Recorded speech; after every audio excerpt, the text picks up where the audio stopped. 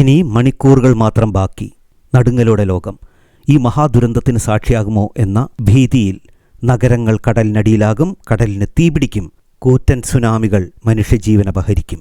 ഭ്രാന്തൻ നിഗമനങ്ങൾ എന്ന് പറഞ്ഞ് തള്ളിക്കളയാൻ വരട്ടെ. പ്രവചനങ്ങളിൽ 15 എണ്ണത്തിൽ 13 എണ്ണവും സംഭവിച്ചിരിക്കുന്നു. അതിലേറ്റവും അത്ഭുതകരമെന്ന് പറയുന്നത് ഇത് നടക്കുന്ന സമയവും ദിവസവും എല്ലാം വളരെ കൃത്യമായി പ്രവചിച്ചിരിക്കുന്നു എന്നുള്ളതാണ്.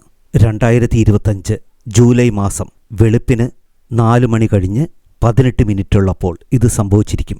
ഇതെല്ലാം 1999 പുറത്തിറങ്ങിയ ദ ഫ്യൂച്ചർ ഐസോ എന്ന പുസ്തകത്തിൻ്റെ ഒറിജിനൽ പതിപ്പ് ജപ്പാനീസാണ്. വതാഷി ഗ മിതാമിറായ് എന്ന പുസ്തകം 26 കൊല്ലം മുമ്പ് പബ്ലിഷ് ചെയ്ത ഈ പുസ്തകം എഴുതിയ റിയോ തത്സുഗയ്ക്ക് ഇപ്പോൾ 70 വയസ്സിലേറെയായി. ഇത്രയും പഴയ ഈ പുസ്തകത്തിൽ പറഞ്ഞിരിക്കുന്ന ആ ദിവസം അടുത്തു വന്നിരിക്കുന്നു.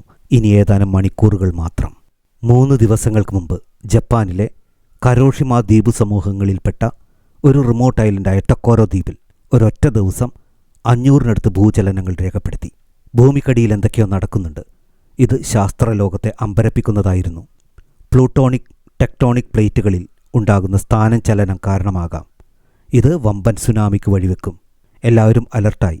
ഈ സമയത്താണ് റിയോ തത്സുഗയുടെ പ്രവചനത്തിൻ്റെ ഡേറ്റ് അടുത്തിരിക്കുന്ന കാര്യം വീണ്ടും ചർച്ചാ വിഷയമാകുന്നത്. ഉടൻ തന്നെ ആളുകൾ പരിഭ്രാന്തരായി. അതെ, 26 കൊല്ലം മുമ്പ് പബ്ലിഷ് ചെയ്ത ബുക്കിൽ പറഞ്ഞിരിക്കുന്ന അതേ ഡേറ്റ്. തത്സുഗയുടെ ഈ പുസ്തകത്തിൽ 15ഓളം ഇത്തരം ഹോണ്ടഡ് ആയിട്ടുള്ള ഡ്രീംസിനെ കുറിച്ച് പറഞ്ഞിട്ടുണ്ട്. അതിലേറ്റവും വിചിത്രമായത് ഈ 15 എണ്ണത്തിൽ 13 എണ്ണവും സംഭവിച്ചിരിക്കുന്നു എന്നാണ് തത്സുഗയുടെ ഫോളോവേഴ്സ് പറയുന്നത്. പക്ഷേ വർദ്ധിച്ചു വരുന്ന ജനങ്ങളുടെ ഭയം മൂലം ടൂറിസ്റ്റ് പ്ലേസുകളെല്ലാം കാലിയായി. ആളുകൾ പരക്കം പായാൻ തുടങ്ങി. ജപ്പാനിലേക്കുള്ള ഫ്ലൈറ്റ് ടിക്കറ്റുകളെല്ലാം ക്യാൻസലായി. പ്രവചനം സത്യമാകുമോ എന്ന ആശങ്കയിലാണ് ജപ്പാൻ ജനത. പക്ഷേ ശാസ്ത്രീയമായ അടിത്തറയില്ലാത്ത ഇത്തരം കാര്യങ്ങളിൽ ആശങ്ക വേണ്ടെന്നാണ് ജപ്പാൻ ഭരണകൂടം പറയുന്നത്.